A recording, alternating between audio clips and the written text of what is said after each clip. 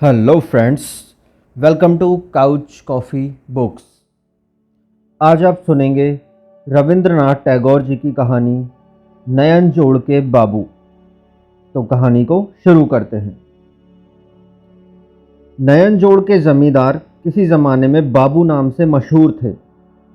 उस ज़माने की बाबूगिरी का आदर्श बहुत सीधा नहीं था। आजकल जैसे राजा या राय बहादुर का खिताब पाने के लिए बहुत से भोज, दावतें, नाच, घुड़दौड़, सलाम और सिफारिश का सहारा लेना पड़ता है, वैसे ही उस जमाने में आम जनता से बाबू उपाधि पाने के लिए काफ़ी कष्टकर तपस्या करनी पड़ती थी। हमारे नयन जोड़ के बाबू लोग किनारी फाड़ने के बाद ढाके की धोती पहनते थे, क्योंकि उसकी किनारी के खुरदरेपन से उनकी कोमल बाबूगिरी को तकलीफ पहुंचती थी। वे लोग लाख रुपया खर्च करके बिल्ली के बच्चों की शादी किया करते थे और कहा जाता है कि एक बार उत्सव के मौके पर दिन को रात बनाने की प्रतिज्ञा पूरी करने में इन लोगों ने अनगिनत बत्तियां जलाकर सूरज की किरणों की नकल करते हुए ऊपर से चांदी के सच्चे गोटे की वर्षा कराई थी। इसी से सब लोग समझ जाएंगे कि उस जमाने में बाबुओं की रईसी वंश परंपरा से स्थायी नहीं हो सकती थी। बहुत सी बत्तियों वाले दीपक की तरह ये लोग अपना तेल बड़े ठाठ बाट से जलाकर थोड़े ही अरसे में खत्म कर दिया करते थे। हमारे कैलाश चंद्र राय चौधरी नयन जोड़ के उस प्रख्यात बाबू खानदान के एक बुझे हुए चिराग हैं। जिस समय इनका जन्म हुआ था, तेल दीपक के तल में ही बाकी रह गया था। इनके पिता की मृत्यु के बाद नयन जोड़ की बाबूगिरी श्राद्ध शांति के कई एक असाधारण अनुष्ठानों से अपनी अंतिम ज्योति बिखेरकर अचानक बुझ गई। सभी जर जायदाद कर्ज के कारण बिक गई। कुछ थोड़ा बहुत बचा खुचा रहा, उससे बाप दादा का यश बनाए रखना असंभव हो गया। इसलिए नयन जोड़ छोड़ अपने पुत्र को साथ ले कैलाश बाबू कलकत्ता आकर रहने लगे। वह पुत्र भी अपनी एक बेटी और इस हतगौरव परिवार को पीछे छोड़ परलोक सिधार गया। हम लोग उनके कलकत्ता के पड़ोसी हैं। हमारा इतिहास उनके बिल्कुल ही उल्टा है। मेरे पिता ने अपने प्रयास से धन कमाया था। वे कभी घुटनों से नीची धोती नहीं पहनते थे, कौड़ी कौड़ी का हिसाब रखते थे और उन्हें बाबू उपाधि पाने की कोई लालसा नहीं थी। इस कारण मैं, उनका इकलौता बेटा, उनका आभारी हूँ।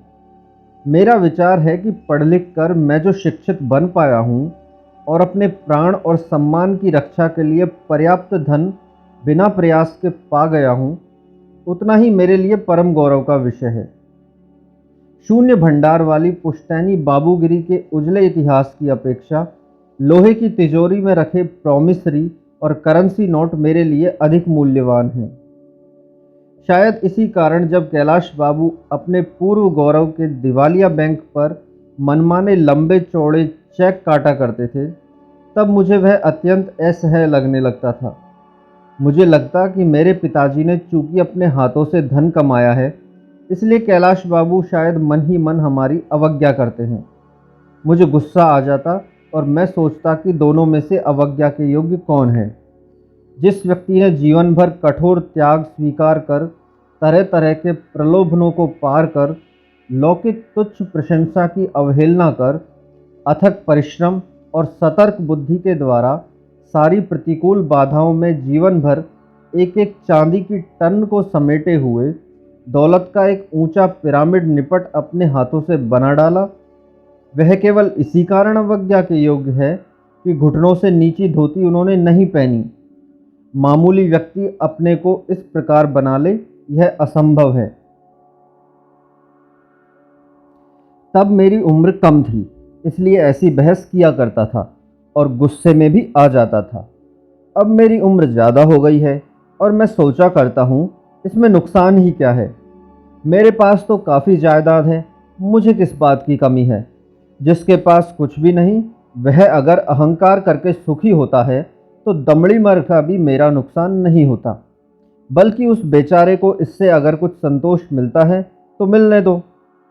यह भी मैंने गौर किया कि मेरे सिवा और कोई कैलाश बाबू पर नाराज नहीं होता। इसका कारण यह था कि इतना निरीह व्यक्ति आमतौर से देखने में नहीं आता। क्रिया कर्म और सुख दुख में पड़ोसियों से उनका पूरा संपर्क था।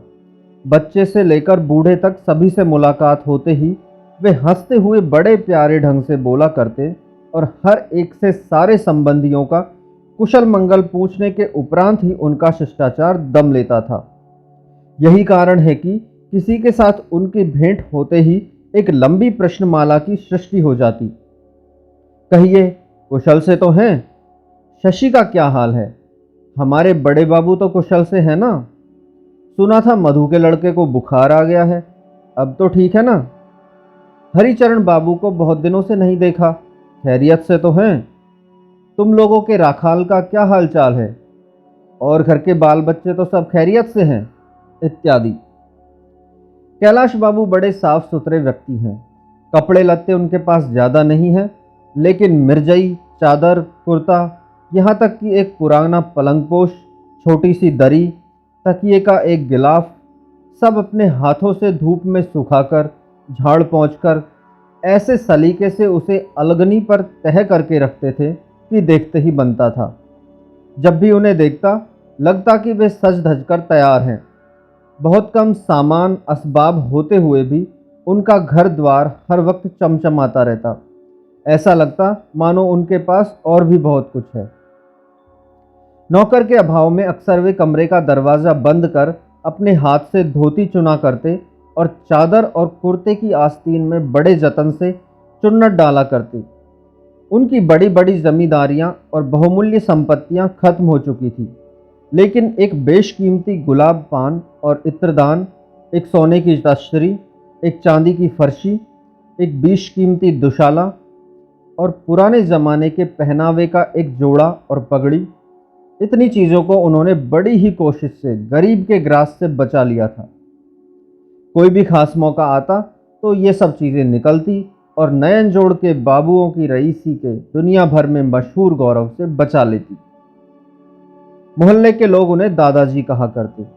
उनके घर पर काफ़ी लोग सदा इकट्ठे हो जाया करते थे, लेकिन गरीबी में कहीं तंबाकू का खर्च ना बढ़ जाए, इस ख्याल से अक्सर मोहल्ले का कोई ना कोई दो एक सिर तंबाकू खरीद कर ले जाता और उनसे कहता, दादाजी एक दफ़े परखिए तो, गया जी का बढ़िया तंबाकू मिल गया तो लेता आया। दादाजी दो एक कश लगा कर कहते, तंबाकू तो काफ़ी अच्छा है भाई। बस इसी सिलसिले में वे 60-65 रुपये तोले के तंबाकू का किस्सा छेड़ देते और लोगों से पूछते कि किसी को उस तंबाकू का मज़ा लेने की ख्वाहिश है या नहीं। सभी लोग जानते थे कि कोई मज़ा लेने की इच्छा कभी प्रकट कर भी दे तो ज़रूर उन्हें चाबी ढूंढे नहीं मिलेगी, या बहुत खोज तलाश के बाद वे कहेंगे कि घर का पुराना नौकर गणेश इतना नालायक है कि कब किस चीज़ को कहाँ रख देता है कोई ठिकाना नहीं है। गणेश के बिना तरकार के उनकी हर बात मान लेता था, इसलिए सभी लोग एक साथ कहने लगते, रहने दो दादाजी, वह तंबाकू हम लोगों से बर्दाश्त नहीं होगा, हमारे लिए यही अच्छा है। सुनकर दादाजी कुछ ना कुछ कह सिर्फ मुस्कुरा देते और जब सब लोग विदा लेते तो वृद्ध सहसा कहने लगते, सो तो हुआ, लेकिन यह तो बताओ तुम लोग मेरे यहाँ खाना पीना कब करोगे भाई? बस सभी लोग एक साथ जवाब देते, वह देखा जाएगा, कोई दिन विन तय कर लिया जाएगा, उसके बाद। दादाजी कहते, यही अच्छा है, ज़रा बारिश हो, ठंड पड़े, वरना इस गर्मी में गरुआ भोजन कुछ ठीक भी नहीं होता। जब वर्षा होती तब दादाजी को कोई उनके वायदे की याद नहीं दिलाता, बल्कि इसकी चर्चा छिड़ जाने पर सभी कहने लगते, इस बरसात पानी में दावत का कोई मज़ा नहीं मिलता। दादाजी के सामने उनके सभी इष्ट मित्र इस बात को मान लिया करते कि इस छोटे से मकान में रहना उनके लिए बड़ा तकलीफदेह भी है और उन्हें शोभा भी नहीं देता। हालांकि इस विषय में भी उनको संदेह न था कि कलकत्ता में खरीदने लायक मकान ढूंढ निकालना भी कितना कठिन है। यहाँ तक कि 6-7 महीने हो गए, मोहल्ले वालों में से किसी को भी किराए पर एक बड़ा सा मकान ढूंढे ना मिला। हार मानकर दादाजी कहते, रहने भी दो भाई, तुम लोगों के निकट रहता हूँ, यही मेरा सुख है, वरना नयन जोड़ में आलीशान कोठी तो पड़ी हुई रहती है, पर वहाँ मन ही नहीं लगता। मेरी धारणा तो यह है कि दादाजी भी जानते थे कि सभी लोग उनकी माली हालत के बारे में वाकिफ़ हैं, और जब वे भूतकाल के नयन जोड़ को वर्तमान समझने का छल करते और बाकी सब लोग भी उसमें शरीक होते, तब वे मन ही मन समझ लेते कि परस्पर की यह छलना केवल एक दूसरे के प्रति सहृदयता के कारण ही है। लेकिन मुझे इनसे बड़ी उलझन होती। कम उम्र में दूसरे के मासूम गरूर को भी चूर करने का जी करता, और हजारों संगीन जुर्मों से बुद्धिहीनता ही अधिक असहनीय लगने लगती। लेकिन कैलाश बाबू सही मायनों में बुद्धिहीन नहीं थे। कामकाज में उनकी सहायता और सलाह की सभी लोग कदर करते थे, लेकिन नयन जोड़ का बड़प्पन जताते वक्त वे अपना होश हवास खो बैठते थे। सभी लोग उनसे प्रेम भाव रखते थे और उनकी बातों का आनंद लेते थे। इस कारण उनकी किसी भी असंभव बात को बिना रोक टोक के वे सुन लेते थे। इसी वजह से वे अपनी लतरानी हाँकते वक्त हद से बाहर निकल जाते। दूसरे लोग भी हंसी में या उन्हें खुश करने की गरज में नयन जोड़ के ठाट बाट के बारे में अतिशयोक्ति करना शुरू कर देते। तब भी वे चुपचाप उसे स्वीकार कर लेते, और स्वप्न में भी उन्हें संदेह न होता कि कोई इन बातों पर तनिक भी विश्वास कर सकता है। कभी कभी तो मेरे मन में आता कि यह वृद्ध जिस झूठे किले का सहारा लेकर उसमें रह रहा है और समझ रहा है कि वह चिरस्थायी है, उस किले को सबके सामने मैं तोप के दो गोलों से उड़ा दूं। किसी चिड़िया को डाली पर आराम से बैठे देखते ही शिकारी का मन करता है कि उसे गोली का निशाना बना ले। पहाड़ पर कोई गिरते हुए पत्थर देखते ही बालक का मन करता है कि उसे ठोकर मारकर नीचे लुढ़का दे। जो वस्तु हर वक्त गिरने ही वाली है लेकिन किसी से अटकी हुई है, उसे गिरा देने से ही मानो संपूर्णता निबट जाती है और दर्शकों को तृप्ति मिलती है। कैलाश बाबू के झूठ इतने ही सरल थे, उनकी बुनियाद इतनी कमज़ोर थी, और वे सच्चाई की बंदूक के सामने आकर सीना खोलकर ऐसे नाचते थे, उन्हें क्षण भर में मटियामेट कर देने के लिए बड़ा ही आवेश आता। लेकिन केवल आलस्य और शिष्टाचार का ख्याल कर इस काम से मैं अलग रहा था। अपने अतीत के मनोभावों की छानबीन करते पर जहाँ तक मुझे याद आता है, उससे महसूस करता हूँ कि कैलाश बाबू के प्रति मेरे आंतरिक विद्वेष का एक और गूढ़ कारण था। ज़रा ब्यौरे से बताना ज़रूरी है। धनी व्यक्ति का बेटा होकर भी मैंने यथा समय एमए पास किया है। जवानी के होते हुए भी किसी तरह की बुरी सोहबत में पड़कर घटिया आमोद प्रमोद में हिस्सा नहीं लिया, और अभिभावक की मृत्यु के बाद स्वयं मालिक बन जाने पर भी स्वभाव में किसी प्रकार की विकृति नहीं आने पाई। इसके अलावा मेरा चेहरा ऐसा है कि अगर मैं अपने मुंह अपने को सुंदर कहूँ तो वह अहंकार हो सकता है, पर असत्य कतई नहीं। इसलिए बंगाल में विवाह के बाजार में मेरा दाम काफ़ी था, इसमें संदेह नहीं, और इस बाजार से मैं अपनी पूरी कीमत वसूल कर लूँगा, ऐसा मैंने दृढ़ निश्चय कर लिया था। मेरी कल्पना में आदर्श के रूप में धनी पिता की परम रूपवती इकलौती बेटी विराज रही थी। मेरे लिए 10-10 हजार रुपये दहेज के प्रस्ताव दूर दूर से आने लगे। मैं अविचलित सा तराजू पर उन सब की योग्यताओं को तोल रहा था। कोई भी रिश्ता मेरे योग्य ना लगा। अंत में भवभूति की तरह मेरी भी धारणा बनी कि शायद कहीं कोई मेरे योग्य कन्या जन्म ले चुकी होगी, क्योंकि काल की सीमा नहीं और पृथ्वी विशाल है। लेकिन वर्तमान में और इस छोटे से बंग देश में उस असंभव दुर्लभ वस्तु ने जन्म लिया है या नहीं, इसमें संदेह है। कन्या के प्रति अपने दायित्वों में बंधे लोगों का दल प्रतिक्षण तरह तरह के छंदों से मेरी स्तुति प्रशंसा और विविध तरीकों से मेरी पूजा करने लगा। कन्या पसंद आए चाहे ना आए, पर यह पूजा मुझे कुछ बुरी ना लगी। उत्तम पात्र के रूप में कन्याओं के पिताओं से यह पूजा मेरा उचित प्राप्य है, ऐसा मैंने निश्चय कर लिया था। शास्त्रों में लिखा है कि देवता वर दें या ना दें, किंतु यथाविधि पूजा न मिलने पर वे अत्यंत क्रुद्ध हो उठते हैं। नियमित रूप से पूजा पाकर मेरे मन में ऐसा भव्य देवभाग जाग उठा था। पहले ही बता चुका हूँ कि दादाजी की एक पौत्री है, उसे मैंने बहुत बार देखा है, लेकिन कभी भी मुझे रूपवती नहीं लगी, इसलिए उससे विवाह करने की कल्पना भी मेरे मन में कभी नहीं आई।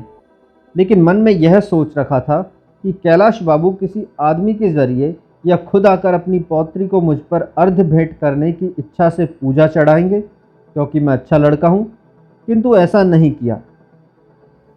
सुनने को मिला कि उन्होंने मेरे किसी मित्र से कहा था कि नयन जोड़ के बाबू कभी किसी मामले में आगे बढ़कर किसी से कुछ प्रार्थना नहीं करते। कन्या चाहे चिरकुमारी बनी रहे, पर वे अपनी कुल प्रथा नहीं तोड़ सकेंगे। सुनकर मुझे बड़ा गुस्सा आया। वह गुस्सा बहुत दिन तक मेरे मन में बना रहा, लेकिन चूंकि मैं अच्छा लड़का हूँ इसलिए चुप रहा। जिस प्रकार वज्र के साथ बिजली रहती है, उसी प्रकार मेरे चरित्र में क्रोध के साथ एक प्रकार का शरारतीपन भी विद्यमान था। वृद्ध को खामखा पीड़ा पहुंचाना मेरे लिए संभव नहीं था, लेकिन एक दिन अचानक ऐसी एक शरारत से भरी योजना मेरे दिमाग में आई कि उसे कार्यान्वित करने का लोभ मैं दबा ना सका। पहले ही बता चुका हूँ कि उस वृद्ध को खुश करने के लिए लोग तरह तरह की झूठी मनगढ़ंत बातें गढ़ा करते थे। मोहल्ले के एक पेंशन याफ्ता डिप्टी मजिस्ट्रेट अक्सर कहा करते, दादाजी, छोटे लाट साहब के साथ जब भी मेरी मुलाकात होती है, वे नयन जोड़ के बाबुओं के हालचाल के बारे में पूछताछ किए बिना नहीं रहते। साहब का कहना है कि बंगाल में 2 ही पुराने रईस खानदान हैं, एक तो बर्दवान का राजा और दूसरे नयन जोड़ के बाबू। दादाजी बड़े खुश होते और भूतपूर्व डिप्टी साहब से भेंट होते ही तरह तरह के कुशल समाचार पूछने के साथ साथ यह भी पूछ लेते, छोटे लाट साहब खैरियत से तो हैं? मेम साहब कुशल से हैं ना? उनके बाल बच्चे सब मज़े में तो हैं? साथ ही साथ यह भी इच्छा प्रकट करते कि जल्दी ही किसी दिन वे उनसे मिलने जाएंगे। लेकिन भूतपूर्व डिप्टी साहब को यह भली भांति मालूम था कि नयन जोड़ की प्रसिद्ध 4 घोड़े की बग्घी दादाजी के दरवाजे पर आते आते बहुत से छोटे और बड़े लाट बदल जाएंगे।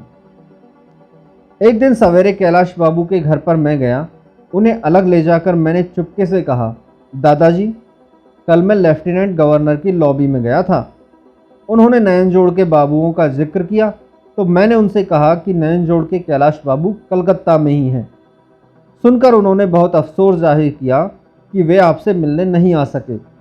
उन्होंने कहा कि आज दोपहर को ही वे आपसे गुप्त रूप से आकर मिलेंगे।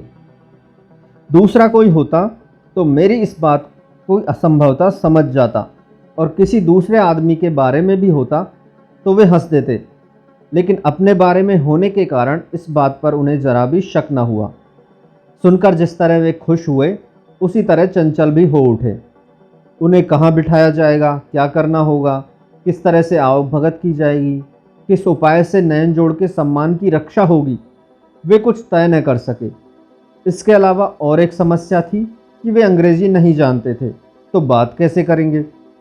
मैंने कहा, इसके लिए चिंता ना करें, उनके साथ दोभाषिया रहता है, लेकिन छोटे लाट साहब की यह खास इच्छा है कि वे जब आपसे मिलने आए तो कोई दूसरा वहाँ ना रहे। दोपहर को जब ज़्यादातर लोग अपने अपने दफ्तर चले गए थे और बाकी लोग दरवाज़ों को बंद कर सो रहे थे, तब कैलाश बाबू के मकान के सामने एक बग्घी आकर रुकी। तमगा पहने चपरासी ने आकर उन्हें खबर दी कि छोटे लाट साहब तशरीफ़ ले आए हैं। दादाजी पुराने ज़माने में प्रसिद्ध सफ़ेद अचकन पहने तैयार बैठे थे और एक पुराने नौकर गणेश को भी अपना धोती कुर्ता पहना दिया था। छोटे लाट के आने की खबर सुनते ही वे हाँफते काँपते दौड़कर दरवाजे पर पहुंच गए और झुककर बार बार सलाम करते हुए अंग्रेजी वेशधारी मेरे एक प्रिय मित्र को कमरे में ले आए। एक तख्तपोश पर उन्होंने अपना एकमात्र बहुमूल्य दुशाला बिछा रखा था। उसी पर उन्होंने नकली छोटे लाट साहब को बिठाकर उर्दू में लिखा विनय से भरा एक लंबा भाषण पढ़कर सुनाया। फिर नज़र के बतौर सोने की तश्तरी पर बड़े कष्ट से बचाया हुआ वंश परंपरा से मिला अशरफियों का एक हार उन्हें भेंट किया। पुराना नौकर गणेश गुलाब पाश और इत्रदान लिए खिदमत में हाजिर था। कैलाश बाबू बार बार अफसोस जाहिर करने लगे कि उनके नयन जोड़ की हवेली में हुजूर बहादुर के चरणों की धूली पड़ती तो वहाँ यथासाध्य उचित खातिर तवाज़ा का इंतज़ाम कर सकते थे। कलकत्ता में प्रवासी हैं, यहाँ जल बिन मछली के समान हर मामले में लाचार हैं, आदि आदि। मेरे मित्र बड़ी गंभीरता के साथ लंबा हैट लगाए सिर को बार बार हिलाते रहे। अंग्रेजी कायदे के मुताबिक ऐसे मौक़ों पर सिर पर टोपी नहीं रहना चाहिए, लेकिन मेरे मित्र ने भेद खुल जाने के डर से भरसक ढके रहने में ही खैरियत समझकर हैट को सिर से नहीं उतारा। कैलाश बाबू और उनके घरों में अंधे पुराने नौकर के अलावा कोई भी आदमी बंगाली का यह छद्मवेश क्षण भर में पकड़ सकता था। 10 मिनट तक गर्दन हिलाने के बाद मेरे मित्र उठे और दी हुई सीख के अनुसार चपरासियों ने सोने की तश्तरी समेत अशरफियों का हार, तख्तपोश का दुशाला, नौकर के हाथ से गुलाब पोश और इत्रदान लेकर छद्मवेशी की बग्गी में रख दिया। कैलाश बाबू ने समझा कि छोटे लाट की ऐसी ही प्रथा होगी। मैं छिपकर बगल में एक कमरे से देख रहा था और अपनी रोकी हुई हंसी के वेग से मेरा पेट फटा जा रहा था। अंत में जब मुझसे किसी तरह से रहा ना गया तो दौड़कर दूर के एक कमरे में घुस गया और वहां हंसी का वेग मुक्त करते ही अचानक देखा कि एक लड़की तख्त पर औंधी पड़ी सुबक सुबक कर रो रही है। सहसा मुझे कमरे में घुसकर हंसते देख वह उसी दम तख्त छोड़कर अलग खड़ी हो गई और आंसुओं से रुंधे कंठ में रोष का गर्जन लाकर मेरे मुंह पर अपनी गीली बड़ी बड़ी काली आंखों से तेज बिजली सी गिराती हुई बोली, मेरे दादाजी ने तुम लोगों का क्या बिगाड़ा है? क्यों तुम लोग उन्हें ठगने और धोखा देने आए हो? तुम लोग क्यों आए हो? और अंत में जब कोई दूसरी बात ना सूझी तो बोल बंद मुंह में कपड़ा भरकर रो पड़ी। मेरा वह हास्य कहाँ चला गया? मेरे दिमाग में इतनी देर तक यह बात नहीं आई कि मैंने जो कुछ किया है वह निरे मजाक के अलावा और भी कुछ हो सकता है, लेकिन अचानक लगा कि मैंने बड़े ही कोमल स्थान पर चोट पहुंचाई है। एकाएक मेरे किए हुए काम की विभत्स निर्दयता मेरे सामने स्पष्ट हो उठी। शर्म और पछतावे को लेकर मैं धुतकारे हुए कुत्ते की तरह चुपचाप कमरे से निकल आया। वृद्ध ने मेरा क्या बिगाड़ा था? उनके निरीह अहंकार ने कभी किसी प्राणी को चोट नहीं पहुंचाई थी, फिर मेरे अहंकार ने ऐसा खूंखार रूप क्यों ले लिया? इसके अलावा और एक मामले में भी मेरी आंखें आज खुल गई। मुझे ऐसा लगता था कि विवाह के बाजार में वह इस प्रतीक्षा में बैठी हुई है कि कोई व्यक्ति विवाह की इच्छा लिए उसे पसंद कर ले। सोचता रहता था कि मैंने पसंद नहीं किया सो वह पड़ी है, कभी किसी को वह पसंद आ जाएगी तो वह उसी की हो जाएगी। लेकिन आज मैंने देखा कि इस घर के कोने में उस बालिका मूर्ति की ओट में एक मानव हृदय भी है। मेरे सामने उसका अंतःकरण जैसे साफ हो उठा। वह उसके अनुराग और विराग से पूर्ण था। उस अंतःकरण के एक और धुंधला अतीत और दूसरी ओर एक अनिश्चित भविष्य था। मुझे ऐसा लगा जैसे अतीत और भविष्य के रहस्यमय राज्य के पूर्व से पश्चिम तक विशाल रूप में उसका अंतःकरण फैला पड़ा है। जिस मनुष्य में हृदय है वह क्या सिर्फ दहेज के रुपए और नाक कान आँख का नाप लेकर पसंद कर लेने के ही योग्य है? रात भर नींद नहीं आई। अगले दिन सवेरे वृद्ध का सारा चुराया हुआ बेशकीमती सामान लेकर चोर की तरह चुपके चुपके दादाजी के घर पहुंचा। इच्छा थी कि किसी न किसी से बिना कुछ कहे यह सब चुपके से नौकर के हाथ में सौंप आऊं। नौकर को ना देख मैं हिचकिचा रहा था कि पास के कमरे में दादा और पौत्री की बातचीत सुनाई पड़ी। पौत्री स्वर में मिठास और स्नेह घोलकर पूछ रही थी, दादाजी कल लाट साहब ने तुमसे क्या कहा था? दादाजी ने हर्षित चित्त से लाट साहब के मुंह से प्राचीन नयनजोड़ वंश की तारीफ करने का वर्णन किया। बालिका यह सुनकर बड़ा उत्साह प्रकट करने लगी। वृद्ध अभिभावक के प्रति इस मात्र हृदय छोटी सी बालिका के करुणा भरे छल को देखकर मेरी आंखें भर आई। बहुत देर चुपचाप बैठा रहा। अंत में दादाजी जब अपना किस्सा खत्म कर चले गए तो मैं अपनी धोखेबाजी का सामान लेकर बालिका के सामने जा पहुंचा और चुपचाप सब सामान उनके सामने रखकर चला आया। इस जमाने की प्रथा के अनुसार वृद्ध को देखकर मैं किसी प्रकार का अभिवादन नहीं करता था, लेकिन आज मैंने उन्हें प्रणाम किया। दादाजी ने जरूर यह सोचा कि कल उनके घर छोटे लाट के आने से ही सहसा मेरे मन में उनके प्रति यह आदर भाव बढ़ गया है। वे पुलकित हो 100 मुंह से छोटे लाट के बारे में मनगढ़ंत किस्सा बना बनाकर सुनाने लगे। मैं भी बिना कुछ टोके ध्यान से सुनने लगा। बाहर के दूसरे लोगों ने ये बातें सुनी। उन्होंने भी इसे कल्पित कहानी मान लिया और उनकी हर बात पर कौतुक से हामी भरते रहे। जब सब लोग उठकर चले गए तो मैंने बड़े ही सलज्ज भाव से दीनता के साथ दादाजी के सामने प्रस्ताव रखा, मैंने कहा, हालांकि नयनजोड़ के बाबुओं की वंश मर्यादा की तुलना में मेरी कोई भी हैसियत नहीं है, फिर भी मेरा प्रस्ताव सुनते ही वृद्ध ने मुझे बाहों में भर लिया और आनंद के आवेश में बोल पड़े, मैं गरीब हूँ, मेरा ऐसा सौभाग्य हो सकता है, यह मैंने कल्पना भी नहीं की थी भाई। मेरी कुसुम ने बहुत पुण्य किया है, इसी से आज तुमने यह बंधन स्वीकार किया। कहते कहते वृद्ध की आंखों से आंसू टपकने लगे। वृद्ध ने आज पहली बार अपने गौरवशाली पुरखों के प्रति अपना कर्तव्य भूलकर यह स्वीकार किया कि वे गरीब हैं और मुझे पाकर नयनजोड़ के वंश का गौरव कुछ भी नहीं घटेगा। जब मैं उस वृद्ध को बेवकूफ़ बनाने की साजिश रच रहा था, वह वृद्ध मुझे परम सत्पात समझकर मेरी ही कामना कर रहा था। दोस्तों, ये थी रविंद्रनाथ टैगोर जी की कहानी नयनजोड़ के बाबू। आपको कहानी कैसी लगी कमेंट बॉक्स में ज़रूर बताइए। हम फिर से एक और नई कहानी के साथ हाजिर होंगे। तब तक के लिए अलविदा।